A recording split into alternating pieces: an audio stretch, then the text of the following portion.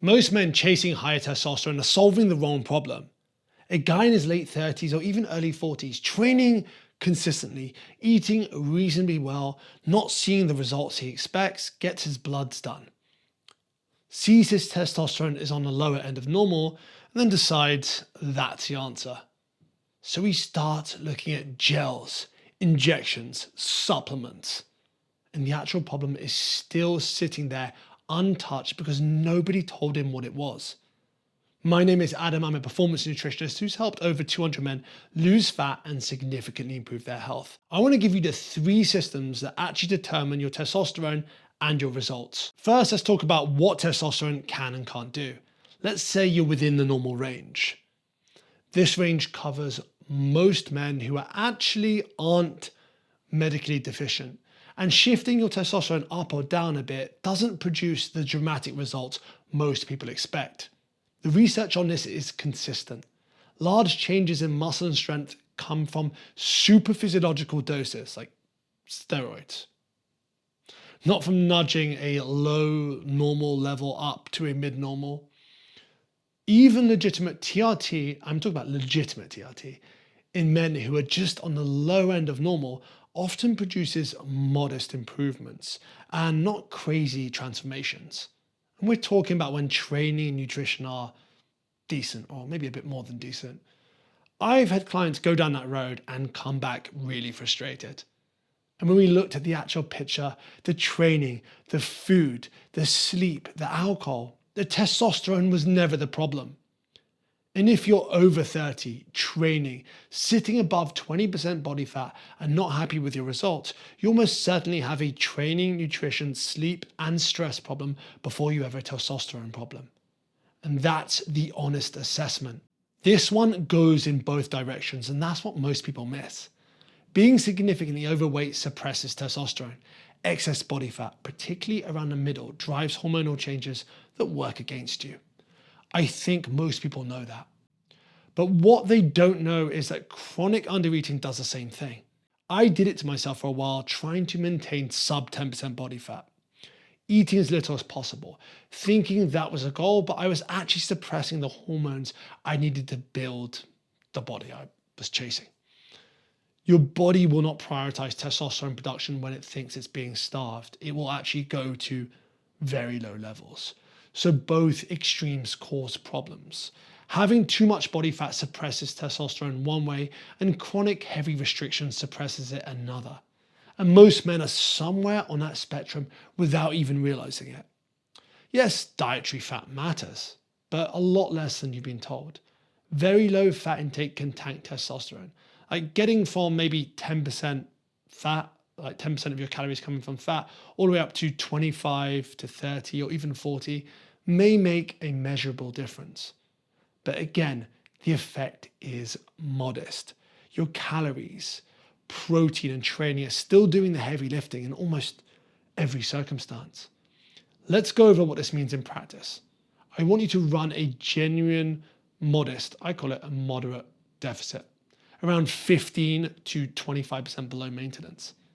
Then get your body fat moving in the right direction, but don't chase shredded. Getting from 25 or 30% down to 12 to 15% will shift your hormone environment more than most things.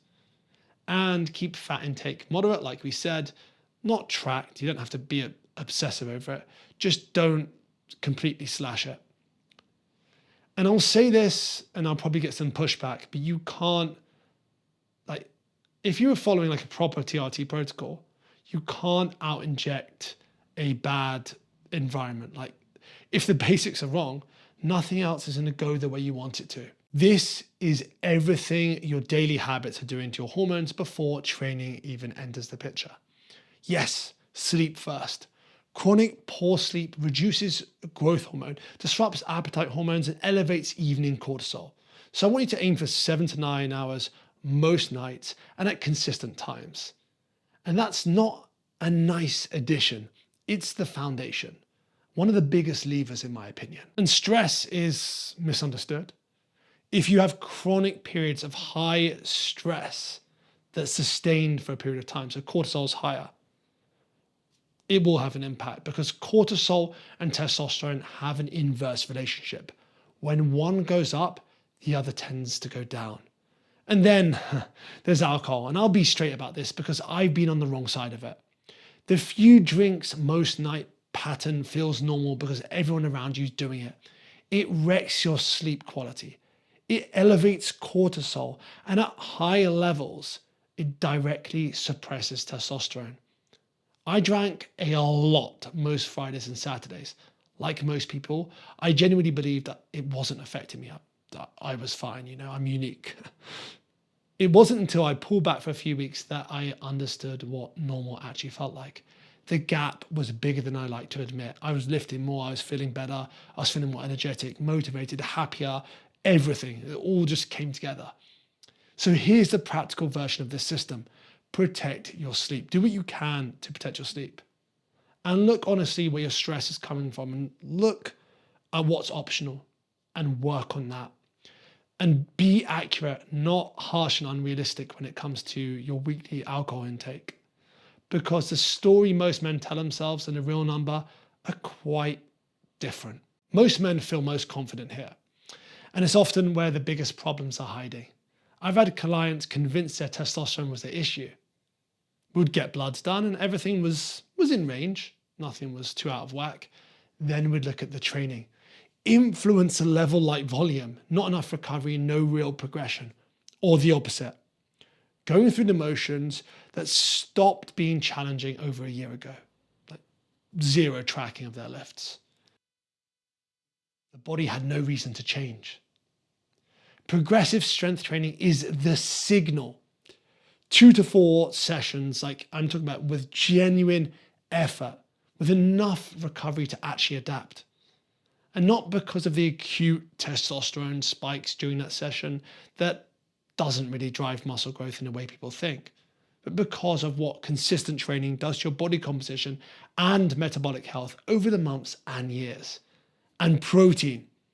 When calories and protein are where they need to be, small differences in testosterone, they matter, well, especially when it's in a normal range, they matter far less than most people think. Testosterone is a background condition and it makes things maybe slightly easier or slightly harder.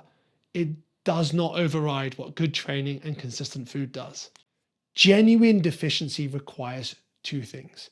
Consistent symptoms like low energy, reduced libido, loss of muscle, mood changes, and repeatedly low blood levels when measured properly. Then the reversible causes are ruled out.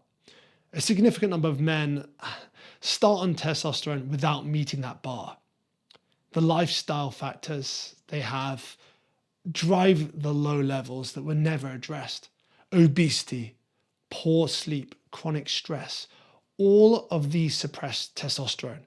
Fix those and levels will often recover without any intervention. And if you work through those 3 systems for a sustained period and still have symptoms plus documented low levels, TRT is worth a serious conversation with a qualified doctor. That's a legitimate path. But going from tired and soft at 25% body fat straight to testosterone therapy is the wrong sequence. And it's a common one too. So stop chasing testosterone fixes and start chasing the habits that improve your testosterone and health. Use this 3-system model to see where you're really at. And if you enjoyed this video, hit subscribe and watch this video next. I'll see you there.